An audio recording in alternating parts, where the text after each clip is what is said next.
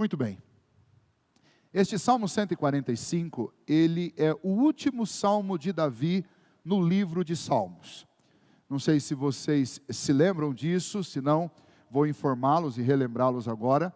Mas o livro de Salmos, que tem 144 salmos catalogados no livro, este livro ele foi escrito por muitos autores, por vários autores. Embora a gente comumente chame de os Salmos de Davi, mas Davi é responsável por 1/3 destes salmos, né? Destes 150 salmos, Davi é o autor da grande maioria, né? Mas não o único autor. A gente diz maioria porque ele é quem escreveu o maior número de salmos, mas daí tem outros autores. Tem salmos, inclusive, que nós lemos aqui, como o Salmo 90, 91, que são salmos escritos por Moisés, muito antigos. E isso serve para lembrar que o livro de Salmos não é um livro que alguém começou a escrever e foi até o fim e compôs numa mesma geração e com um único autor. Não, o livro de Salmos é uma coletânea de hinos, orações e poesias do povo hebreu. Portanto, tem salmos de Moisés, tem salmos dos filhos de Coré, tem salmos de Davi, e tem muitos autores que compuseram essas letras belíssimas, que muitas se transformaram em músicas para nós hoje em dia. São salmos que nós gostamos de ler. Tem gente que costuma ler os salmos conforme a idade, né? Esse negócio não dá muito certo. Depois vocês observem lá que tem alguns salmos que você não vai querer ler no dia do seu aniversário, né? E se você usa o salmo assim, dificilmente você vai conseguir passar para a última parte, que é a parte que nós estamos. Por isso eu falei, vamos pregar no Salmo 145, porque provavelmente ninguém meditou nele no aniversário até agora, né? Porque não dá tempo. Brincando com vocês, obviamente, este salmo, nesta noite eu quero compartilhá-lo com vocês, especialmente por isso, porque é o último salmo escrito por Davi. É o último que aparece no livro de Salmos como um salmo de autoria davídica. E especialmente esse salmo, ele recebe um nome, sempre lembrando que esses nomes que são colocados em cima do texto, eles não são inspirados, eles foram colocados posteriormente, mas eles foram colocados por causa de alguma informação que nos ajuda a entender algo sobre o salmo, né? Nem sempre eles são ótimos, às vezes eles são apenas bons, às vezes esses títulos são ruins, porque eles dividem um texto que não era para ser dividido. Mas nesse caso aqui está excelente. O salmo, ele é chamado de A Bondade, Grandeza e Providência de Deus, e tem um título aí que está em itálico. Esse título aparece no texto hebraico, que é um título de propósito, um título de qualidade. Por que esse salmo ele está aí, como ele era usado, qual era a função dele, o que ele traz no seu conteúdo? Traz os louvores de Davi. É mais ou menos o seguinte, lá no acampamento, até para ambientar vocês com o que eles estão vendo lá, eles fizeram uma sugestão na mensagem de sábado, que cada pessoa precisa ter a sua playlist, a playlist do seu coração. As músicas que tocam na sua alma, aquilo que você ouve quando você está alegre, quando você está triste, quando você está desanimado, quando você está precisando de uma força, o que você ouve, né? E eles estão trabalhando isso com os adolescentes. Qual é a sua playlist? O que você coloca lá? Você coloca músicas de exaltação a Deus, ou você coloca sujeira, né? Isso vai definir muito a respeito de você. Qual é a sua playlist? O que a gente poderia dizer sobre este salmo aqui, é que ele é a playlist do coração de Davi.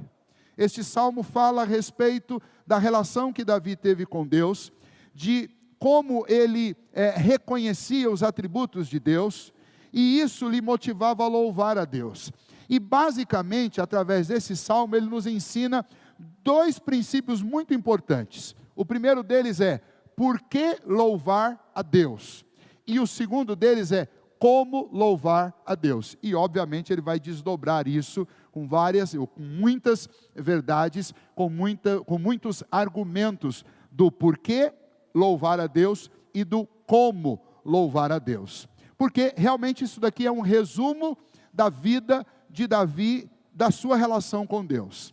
E então, para a gente entender esse resumo, ir lá, apreciar essas 2 verdades, e responder essas 2 perguntas, é importante a gente lembrar como começa a história deste Davi, que foi rei. o rei mais amado por todo o povo de Judá, o rei até hoje é cultuado, adorado por eles, no sentido histórico da palavra, como o grande rei Davi, o grande monarca daquela dinastia dos judeus e de Israel. Por quê? Por que eles gostavam tanto de Davi?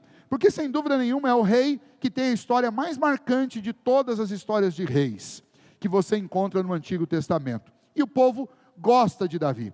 E quando é retratada aqui essa história, a primeira pergunta que vem à mente é: por que eles gostam tanto? O que tem de tão bonito na história de Davi? Bom, para você que é crente há muito tempo, ou talvez cresceu na igreja, você já aprendeu muitas histórias sobre Davi na escola dominical. Se você não é, você vai poder saber pelo menos uma delas que eu acredito que diz muito sobre Davi. É como Davi foi escolhido por Deus. E isso vai nos ajudar a entender por que ele responde, o porquê de adorar a Deus da maneira como ele responde. Houve um tempo em que o povo hebreu não tinha rei. Deus ocupava o posto de monarca e ele governava através de juízes que julgavam a terra. Mas a palavra final, política inclusive, era de Deus. É Deus que ordenava as campanhas de guerra, Deus que ordenava as apropriações daquela terra que Deus havia dado para o povo. É um período de governo teocrático, e Deus governava através dos juízes, e tem um livro inclusive com esse nome, o livro dos juízes. Chega o momento que o povo não quer mais, o povo começa a olhar as nações vizinhas e percebe que todos têm rei. Então o povo começa a pedir para que Deus lhes desse um rei. E então eles, de certa forma, rejeitaram o governo de Deus e preferiram um governo que imitasse o governo dos homens. Pediram um rei. Deus lhes deu um rei, Saul, naquele momento, pela escolha deles. Uma escolha que, obviamente, foi feita com base nas características externas que Saul tinha. Este rei foi muito mal para a nação. O primeiro rei com um péssimo reinado. E fez coisas que Deus abomina. Praticou coisas por sua ansiedade, por sua pressa, por sua falta de temor a Deus. Fez coisas que Deus reprovou. E o povo hebreu sofreu por causa disso. Então Deus prometeu um rei. Prometeu um rei que fosse segundo o seu coração. Deus chama Samuel, sacerdote Samuel, para que ele vá ungir um rei na casa de um homem chamado Jessé. Jessé fica sabendo, foi avisado de que o sacerdote viria ali para ungir um homem que seria rei. Não seria o descendente de Saul, mas seria esse escolhido por Deus. Quando Samuel chega para ungir o novo rei na casa de Jessé, Jessé pega os seus filhos maiores, mais velhos, mais preparados, que aos olhos de Jessé eram os mais capacitados para serem reis, e traz os seus filhos. E aí passa um por um diante de Samuel, e Samuel ora quando encontra cada um deles e fala com Deus: é esse? E Deus diz: não, não é esse. É esse? Não, não é esse. E vai passando. E de repente não tem mais filhos. E aí Samuel percebe que alguma coisa não está certa, porque Deus tinha dito que o rei seria um filho de Jessé. Mas os filhos de Jessé estavam todos ali e não tinham rei. Deus não autorizou Samuel a ungir nenhum deles. Então Samuel pergunta para Jessé: você não tem mais nenhum filho? São só esses? E aí Jessé diz: eu tenho um menino, novinho, adolescente, franzino, pequenininho, só imagina as coisas que Jessé deve ter falado. Esse texto me deixa muito curioso, porque normalmente na nossa cultura existe um certo culto ao caçula. Naquela cultura, o que aconteceu com com Davi era exatamente o contrário. Davi era menosprezado pela sua infância, pela sua idade, pelo seu tamanho, pelo seu jeitinho, e ele pastoreava enquanto os filhos mais velhos estavam ali para ser ungidos rei. Ele estava trabalhando no campo cuidando de ovelhas. Então Samuel falou: então chame esse seu filho que eu quero vê-lo. E quando Davi entrou, imagine a cena, Deus falou com Samuel e disse: esse aí vai ser o rei. As características que Deus procurava estavam em Davi. E quem garantiria aquele reinado não seria Davi, e nem a sua força, e nem as suas habilidades. Aquele reinado era um reinado garantido por Deus. E é aí que começa para nós o Salmo 145. Porque o Salmo 145, a playlist do coração de Davi, é um salmo que fala a respeito dos atributos de Deus. Porque foram todos esses atributos citados aqui por Davi, que deram a Davi, ao longo da sua história, a sustentação para ser o homem que ele foi, para ser o rei que ele foi, para ser o soldado, o guerreiro que ele foi, para ser o homem humilde que ele foi.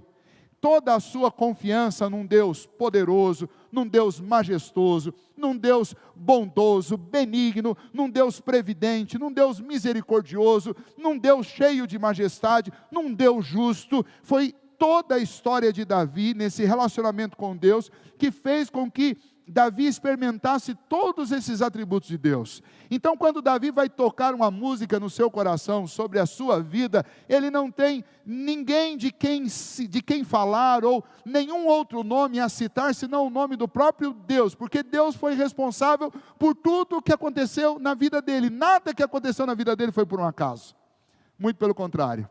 Desde aqueles eventos que depois Samuel narra para nós a respeito de Davi, porque o pai de Davi, né, Jessé, tentando agora justificar a escolha de Deus, falou assim: olha, esse menino realmente é um menino, Deus tem cuidado dele, porque ele já defendeu as ovelhas lá, ele já matou um urso, ele é forte, ele é corajoso. E depois, antes dele se tornar rei, ele se mete em cada dificuldade. Eu imagino que Deus falava para ele: ô Davi, vai com calma, né?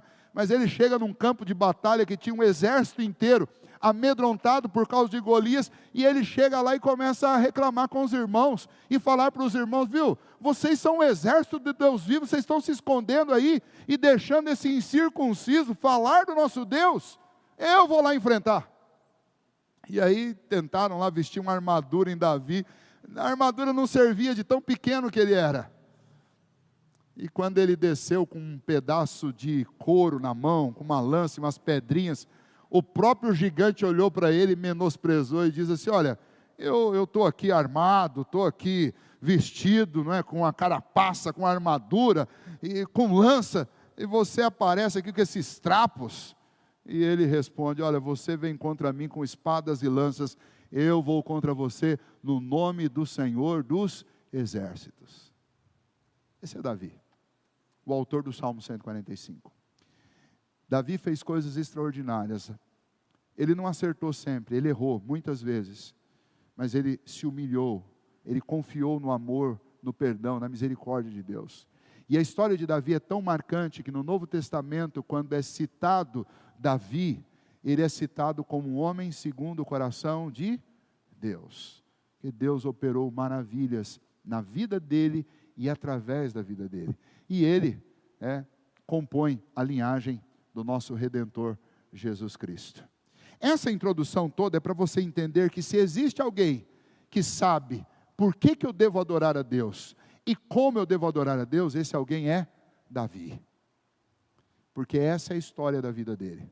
É uma história de dependência, é uma história de relacionamento com Deus, e é uma história que marcou o povo de Israel e marcou as nossas vidas, porque o nosso Redentor, ele vem por esta família abençoada, com quem Deus renovou a aliança. Então vejamos aqui, neste salmo, que daria para pregar um ano inteiro nele, mas podem ficar tranquilos que hoje à noite quero falar apenas as duas respostas, as duas perguntas que eu acredito que são para nós aqui algo muito importante nessa noite. Este salmo, ele tem originalmente, no hebraico, ele tem 22 versículos, porque ele foi composto como um acróstico, né, do alfabeto hebraico. Cada um dos versículos começa com uma letra do alfabeto hebraico. São 22. Aí você lê o texto e diz: mas pastor, só tem 21.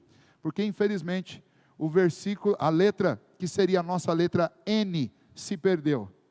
Nós não temos este versículo. Estaria entre o versículo 13 e o 14. Nós não temos. Por algum motivo Deus não quis que nós soubéssemos do que Davi falou lá na letra N. Mas o que nós temos desses 21 versículos nós podemos aproveitar. Na nossa língua, obviamente, o acróstico não funciona, porque o alfabeto é diferente do nosso. Mas é uma poesia muito bem composta, Davi escolheu primorosamente tudo que ele ia dizer. Portanto, você não vai encontrar uma divisão, como a gente encontra naqueles textos de narrativa. Olha, do versículo 1 ao versículo 2 é isso, do versículo 3...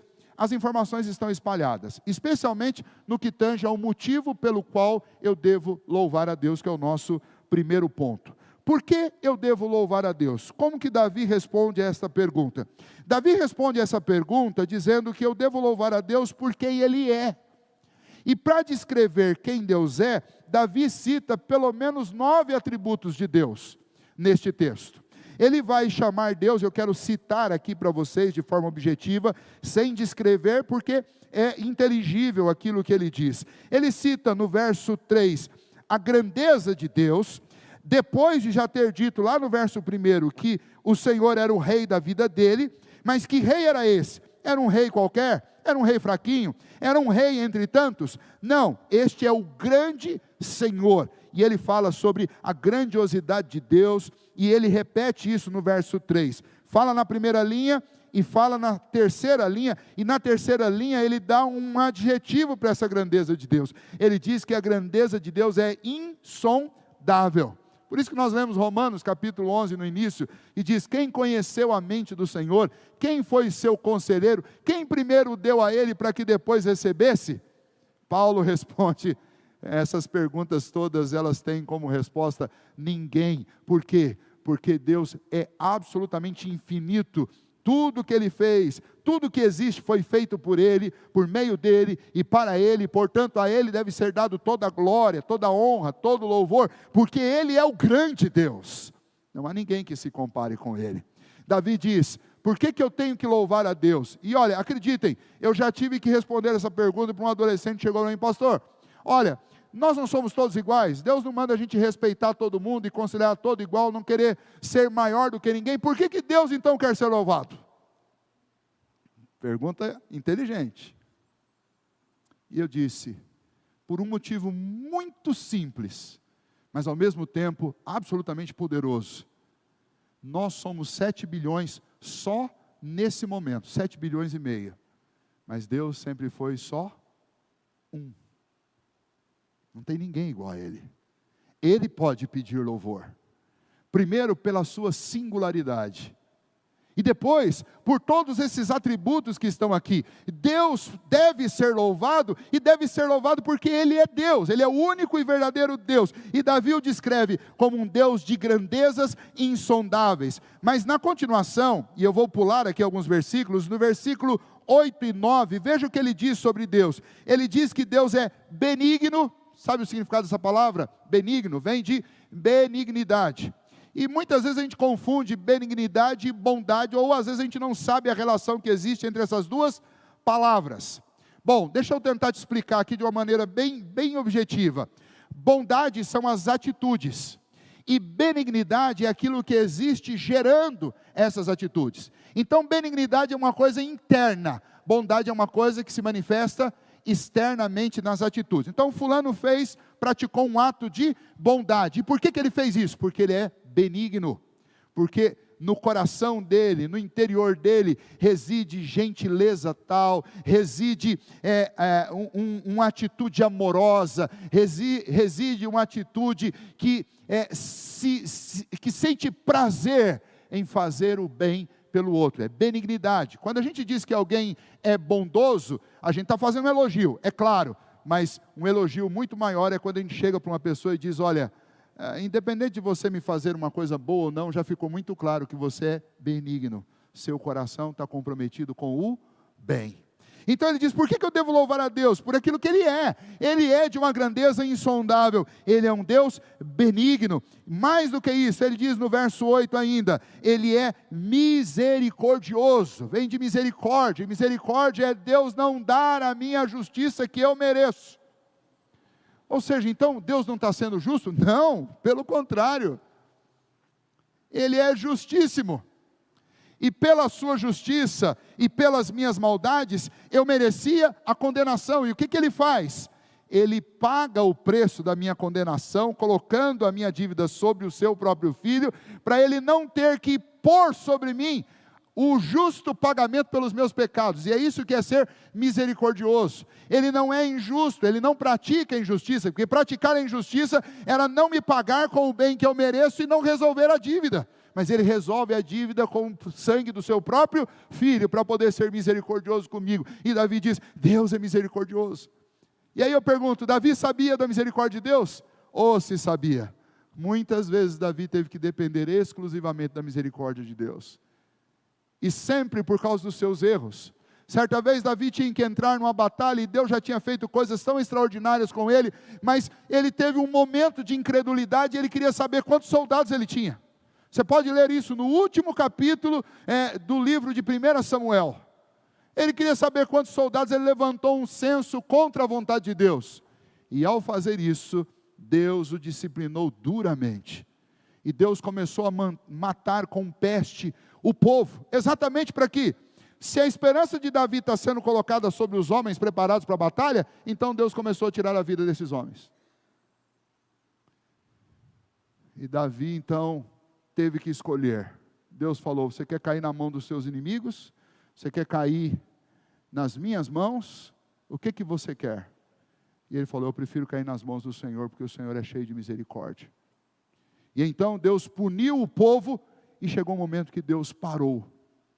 E quando Deus parou, Davi junta carros, cavaleiros e vai até a propriedade, a terra onde Deus parou a mortandade, e ali oferece um sacrifício a Deus, compra a carroça do fazendeiro que estava ali, do dono daquelas terras, pega a carroça, pega os animais, paga por isso e diz: não vou oferecer ao Senhor algo que não me custe nada. E ele oferece um holocausto e louva ao Senhor por causa da sua misericórdia, porque Deus cessou de matar o povo, por causa do seu pecado. Numa outra ocasião, Davi, ele trai a confiança de um amigo, ele trai o seu relacionamento com Deus, se envolvendo com Betseba.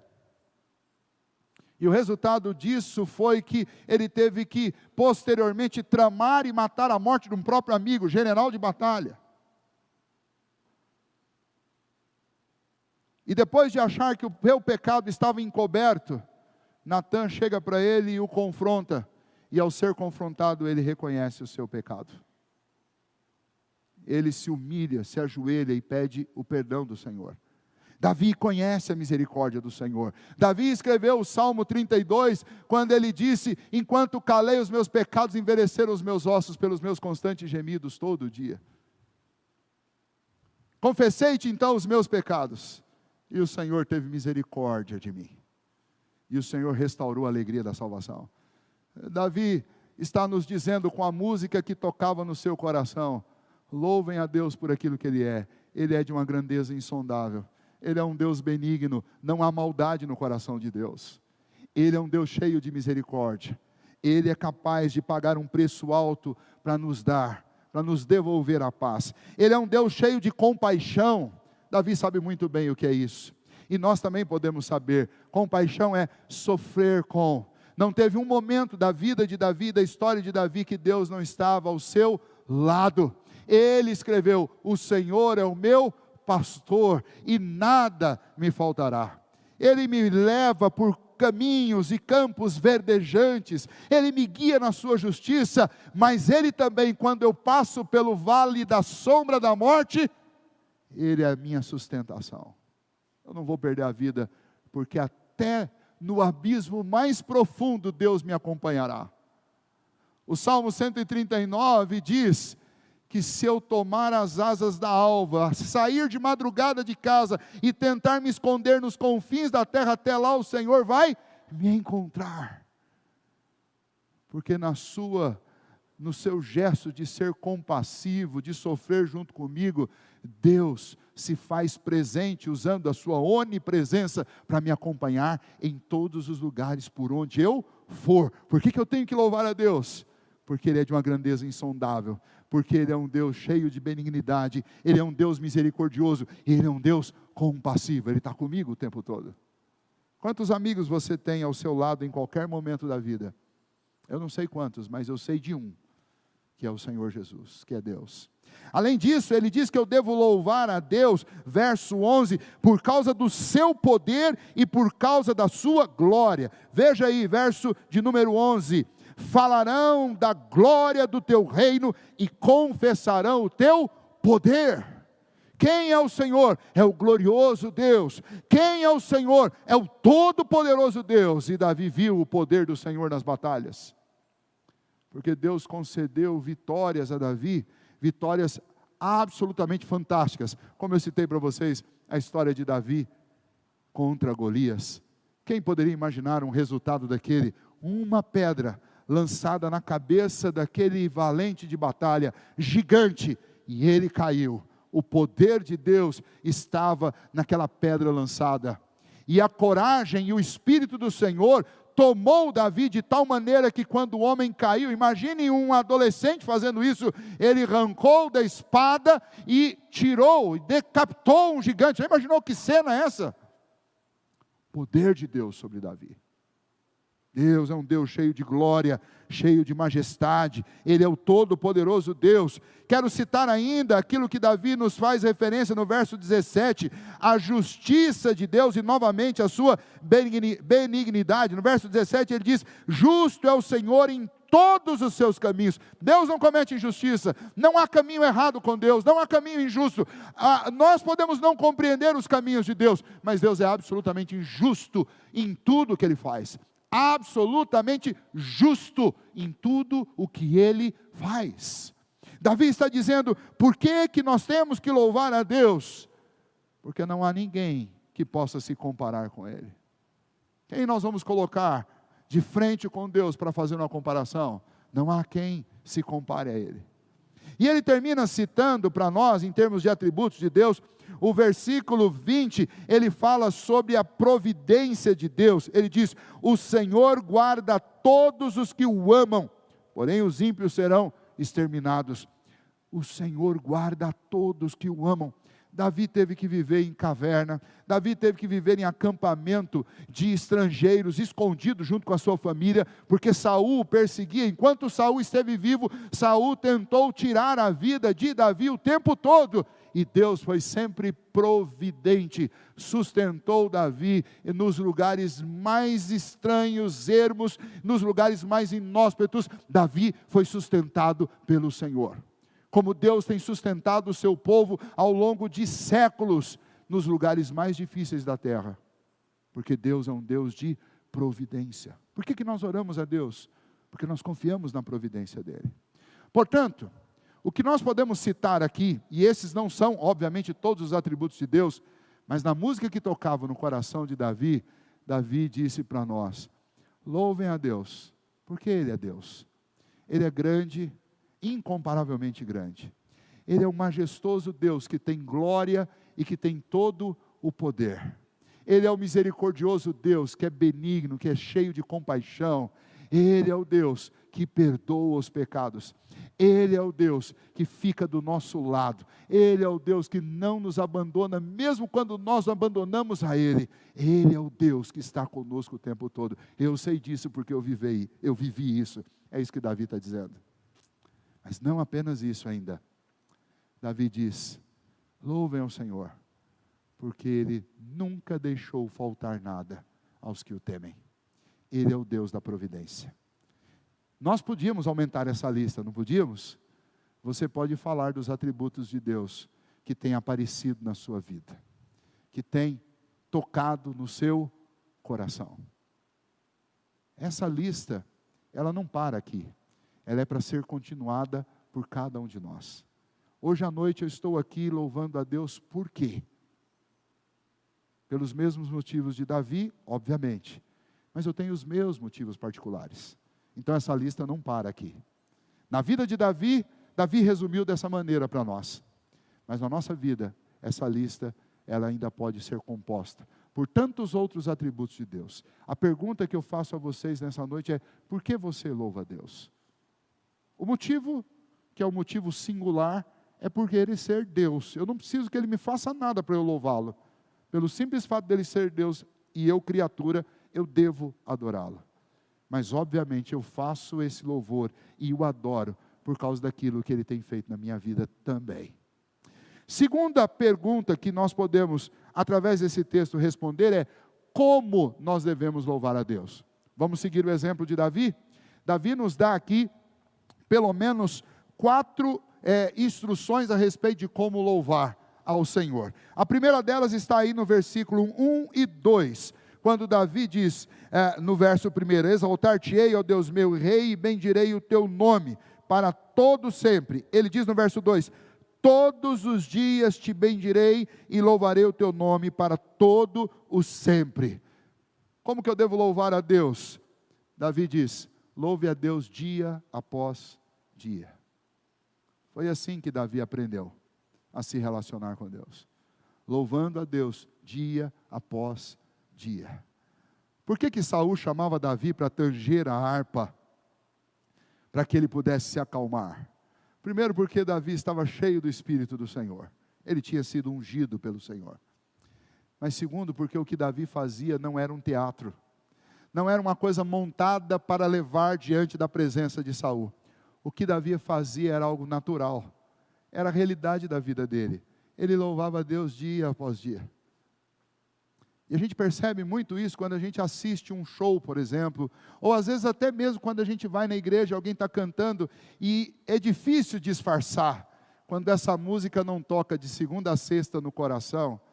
Você pode até cantar e tocar ela bonitinho aqui no domingo, mas quem está ouvindo sabe, que não é dia a dia. E se a gente que é humano consegue perceber que não é algo do dia a dia, imagine Deus, que enxerga o nosso coração. A música de Davi era uma música que tocava dia após dia. Todos os dias te bendirei, eu louvarei ao Senhor para todo o sempre. É um dia de cada vez. Eu não posso louvar o dia de amanhã. Eu não tenho como fazer isso. Eu não sei o que vai acontecer amanhã. Mas eu posso hoje encerrar meu dia agradecendo a Deus, tocando uma música no meu coração, pelo que o Senhor me fez hoje. Que dia abençoado, que dia, que dia. Lembrei, nas férias a gente usou o áudio de um videozinho, para falar que a gente estava feliz lá na praia, e o áudio do vídeo dizia, que dia, que dia, que dia. E eu fiquei com aquele que dia na cabeça, eu falei, que dia maravilhoso o Senhor fez. Olha, quem dera a gente pudesse fazer isso todo dia, e a gente deve fazer, mesmo no dia de tempestade, a gente fala, que dia maravilhoso o Senhor fez. Olha o poder do Senhor no firmamento, quantas coisas extraordinárias Ele faz, que dia que é dia de louvar ao Senhor. No Salmo 34, Davi diz, louvarei ao Senhor em todo o tempo, o seu louvor estará para sempre nos meus lábios. Hoje é tempo de louvar ao Senhor. Todos a uma, comigo, louvem ao Senhor. É isso que Davi cantava, é isso que tocava no coração de Davi o tempo inteiro. E é isso que ele está nos ensinando nesse Salmo 145. Louvem a Deus por quem Ele é, e louvem a Deus dia após dia. Porque qual a outra opção? Qual a outra opção? Você vai louvar quem? Vai louvar os príncipes? Ou os filhos dos homens? Ou vai reclamar? Eu já disse para vocês, reclamação é a música do inferno. A música que vai tocar no inferno. Já está tocando. É a playlist de quem está no inferno. É reclamação. Não faça dessa música a música do seu coração. Este é o dia que o Senhor fez. Nos alegremos e nos regozijemos nele. Se esse dia tem dificuldade, mas foi o dia que o Senhor fez. E Davi diz, louve ao Senhor, dia após dia. Louvar a Deus não é ficar mostrando os dentes o tempo inteiro. Porque você vai ver, Davi escreveu salmos em que ele chora. Em que ele diz para o Senhor, Senhor, está difícil.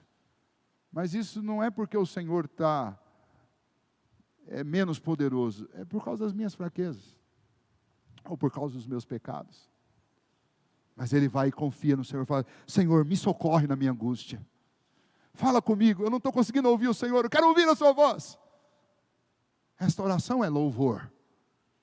É levar diante de Deus a minha necessidade em profunda e sincera e humilde dependência de Deus. Como eu devo louvar? Primeira resposta que Davi dá: louve dia após dia. Segunda resposta que Davi dá, aparece para nós dos versos 3 a 7. Lá, Davi diz: você deve louvar de geração em geração. Em outras palavras, recai sobre nós a responsabilidade de cantar, de contar e de anunciar os poderosos feitos de Deus para a próxima geração. Para que a próxima geração também cante e louve ao Senhor. O livro de Salmo, ele está cheio de ordens a esse respeito. Se você quiser anotar, Salmo 48, 13, existe uma ordem para você contar os poderosos feitos do Senhor às próximas gerações. Salmo 71, versículo 18, tem uma ordem, essa ordem é repetida. Salmo 78, 6, Salmo 79, 13, Salmo 102, 18, Salmo 145.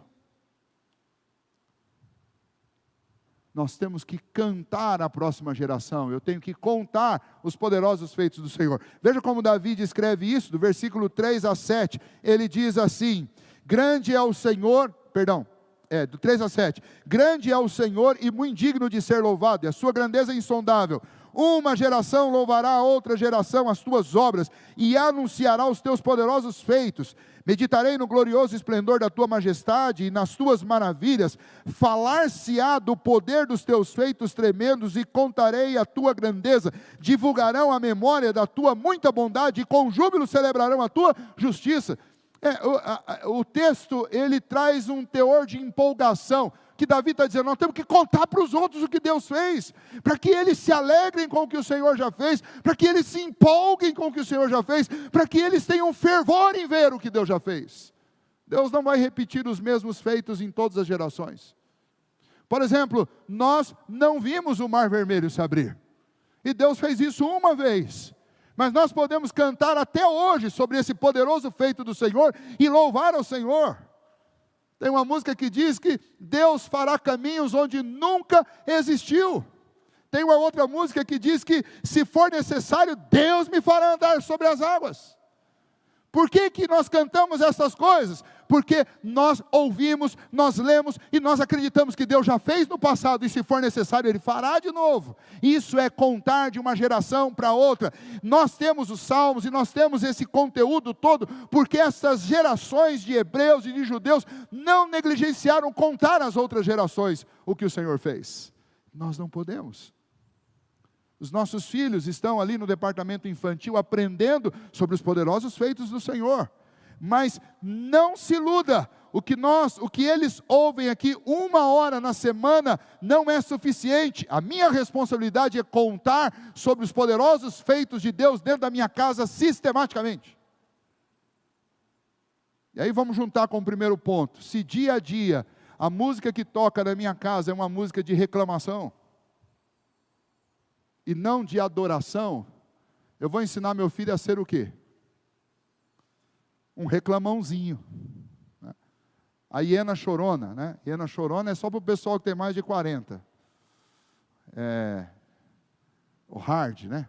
Não, o lip. A hiena. Ó céus, ó vida, ó mundo cruel. Ninguém me ama, ninguém me quer. Você conhece. Não se entrega, você conhece. Ó céus, ó vida, ó mundo cruel. Mas tem uma geração de gente assim. Tudo, não sabe ter uma palavra de agradecimento, dizer: olha, graças a Deus. É uma competição, muitas vezes a gente vê conversa até de crente, que é uma competição para ver quem tem um problema pior. Aí você conta um problema, o cara vai: não, mas você não sabe o que eu estou passando.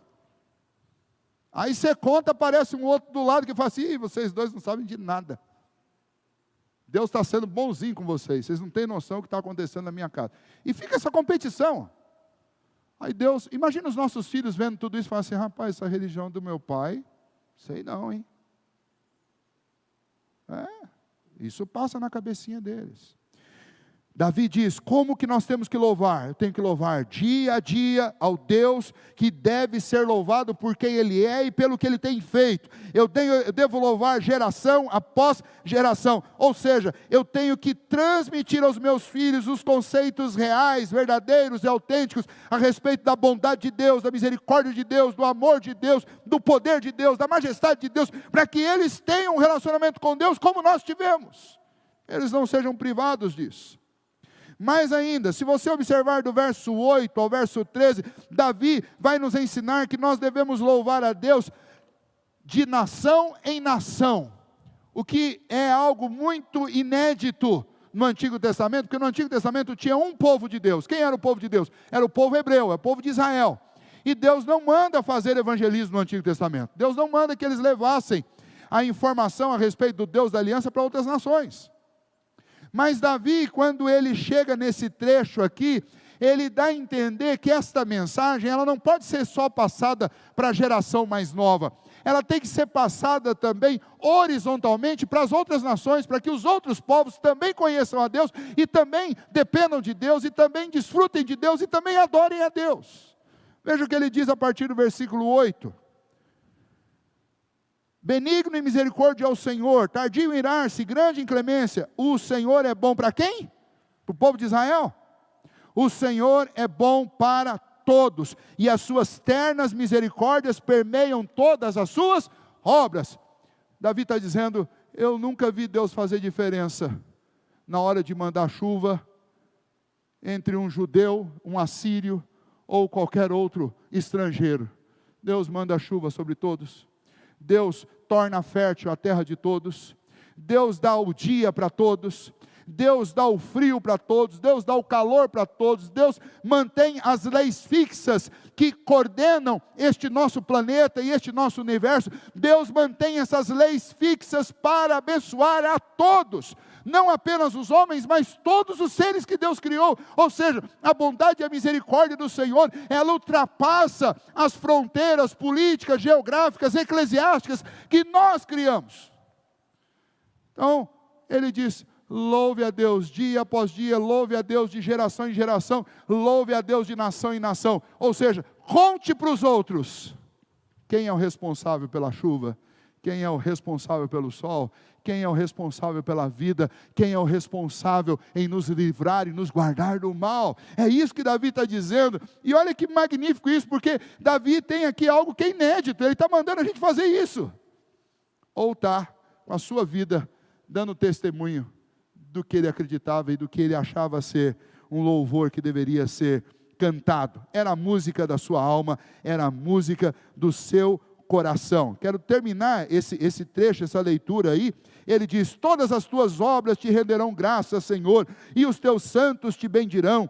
Falarão da glória do teu reino e te confessarão o teu poder, para que os filhos dos homens, aos filhos dos homens, façam notórios os teus poderosos feitos e a glória da majestade do teu reino. O teu reino é o de todos os séculos e o teu domínio subsiste por todas as gerações. O Senhor é fiel em todas as suas palavras e santo em todas as suas obras. O sonho do meu coração, que Davi está dizendo, é ver todos os homens, independente de língua e de nação, todos eles bendizendo o teu nome, Senhor. E a única forma disso acontecer é se eu contar dos poderosos feitos de Deus para as outras nações. Quarto, Davi diz, louvai a Deus de necessidade em necessidade. De dia após dia, de geração após geração, de nação em nação e de necessidade em necessidade. Veja o texto, 13, parte B e o versículo 14, 15 e 16. Ele diz assim, parte B do 13, o Senhor é fiel em todas as suas palavras e santo em todas as suas obras. O Senhor sustém os que vacilam e apruma todos os prostrados. Em ti esperam os olhos de todos e tu, a seu tempo, lhes dás o alimento. Abres a mão e satisfazes de benevolência todo o vivente. Davi está dizendo, você está no meio da necessidade, louve a Deus de necessidade em necessidade, porque quem te socorre na sua necessidade é o Senhor. Quem pode te tirar desse momento de privação é Deus.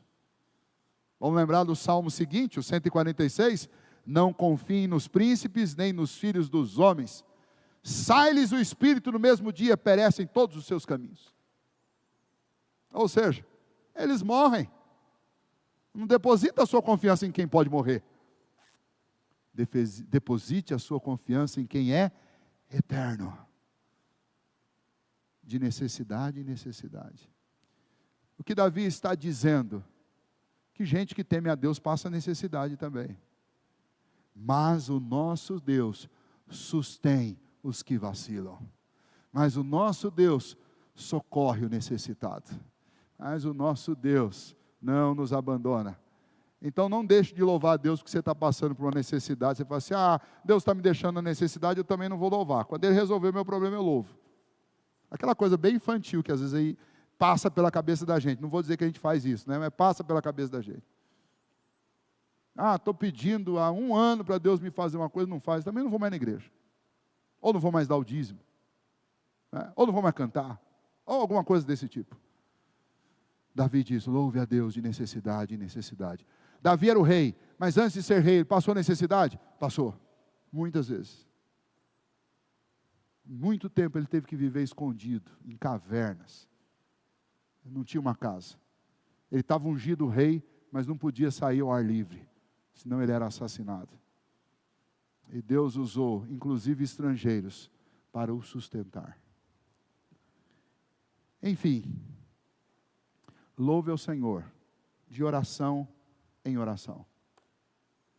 Porque no final das contas, as nossas orações, elas são para isso. Elas são para bendizer o nosso Deus. E Davi termina dizendo exatamente isso, de 17 a 21, ele diz, justo é o Senhor em todos os seus caminhos, benigno em todas as suas obras. Quando eu oro, Davi diz, perto está o Senhor de todos os que o invocam, de todos os que o oram, de todos os que procuram a Deus, de todos os que o invocam em verdade. Ele acode à vontade dos que o temem, atende ao clamor, à oração e os salva. O Senhor guarda a todos os que o amam, porém os ímpios serão exterminados. Portanto, profira a minha boca louvores ao Senhor, e toda a carne louve o seu santo nome para todos sempre. Davi diz, louve a Deus de oração em oração. Todas as vezes que você for falar com Deus, lembre de louvá-lo, pelo que Ele é, pelo que Ele faz, e porque é didático e absolutamente benéfico para o nosso coração, bem dizer a Deus. Uma vez um amigo meu disse assim, pastor, todas as coisas funcionam muito bem quando elas têm dono. Quando elas têm dono. Ele citou o exemplo lá da pecuária, diz que o boi engorda debaixo do olho do dono.